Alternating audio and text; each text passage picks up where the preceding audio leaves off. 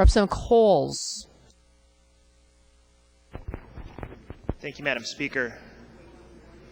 Madam Speaker and members, we all understand here that elections have consequences. The elections over the last several years have resulted in huge Democrat majorities here in the Minnesota House and in the Minnesota Senate. This bill and the massive tax increases that it represents are the result of those elections. We understand that here, but I really want to take just a couple minutes and make sure that the people of Minnesota clearly understand the consequences of the Democrat tax bill before us today. If you're fortunate enough to be a high-wage earner here in Minnesota, you're going to see your taxes go up. Now, that's a good populist idea. Pretty easy to be critical of those who have been successful. But if you're a job provider, if you're a business owner, if you're one of the 92% of the business entities here in the state of Minnesota that run your taxes, your business income through your personal taxes, your taxes are going up.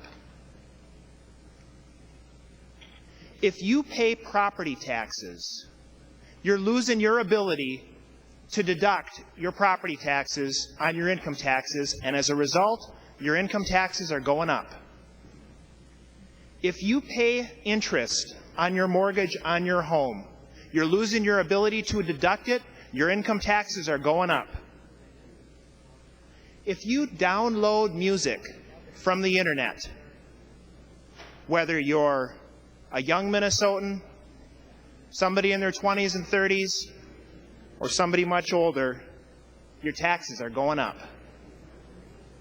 If you enjoy a beer or a glass of wine, like I do on occasion, your taxes are going up. If you happen to smoke cigarettes, guess what? Your taxes are going up. If you own long-term care insurance, you no longer get to access the credit that exists for your income taxes are going up. If you're an organ donor, as Representative Lanning explained, the costs associated with organ donations, you can't deduct them anymore, your income taxes are going up. If you live in a county here in the state of Minnesota, and that would be each and every one of us, your county now has the option to put a half-cent sales tax on every purchase you make. Your taxes are going up. If you make contributions to charities like so many Minnesotans do, you're losing your ability to deduct that, and your taxes are going up.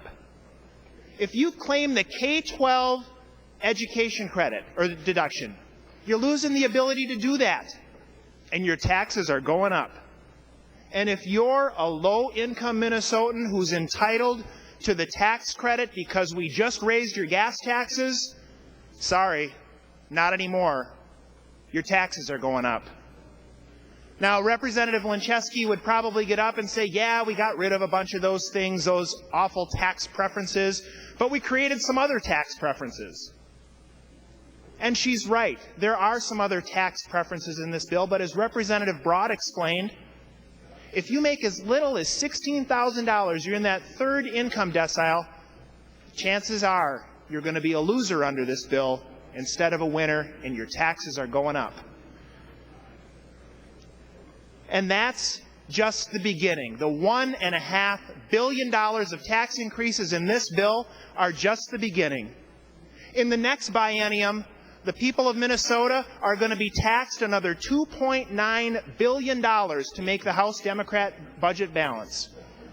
And that's before we even think about how we're going to pay for what some have called the Minnesota Miracle, which is another $2.5 billion a year of new taxes on the people of the state of Minnesota. Members, we need to live within our means. If we don't raise one nickel of taxes, if we don't do any accounting shifts, if we don't raise any additional revenues, the state of Minnesota is projected to bring in $30.7 billion in the next 2 years in our general fund. $30.7 billion. That's absolutely enough to fund a world-class education for our kids, to do all the things that we have to do, and do many of the things that we want to do. Members, I received a note as well. I'm going to close with this. This is from Mr. Michael Yeager, who's a constituent of mine. He owns Yeager Manufacturing in Carver, Minnesota. And Mr. Yeager wrote, Representative Kohls, I hope you can come to the conclusion that spending must be reduced and taxes not be raised. My business is experiencing a shortfall, and we cannot just raise prices to make up the difference. We cut back in every area of our business, and I expect the government to do the same. Reduce spending. Do not raise taxes, please. Mr. Yeager, I'm doing my part. The House Republicans are doing their part. Unfortunately, Mr. Yeager, elections have consequences. Today, the House Democrats, they're not listening to you, Mr. Yeager. I'm sorry to say that. Members, please vote no.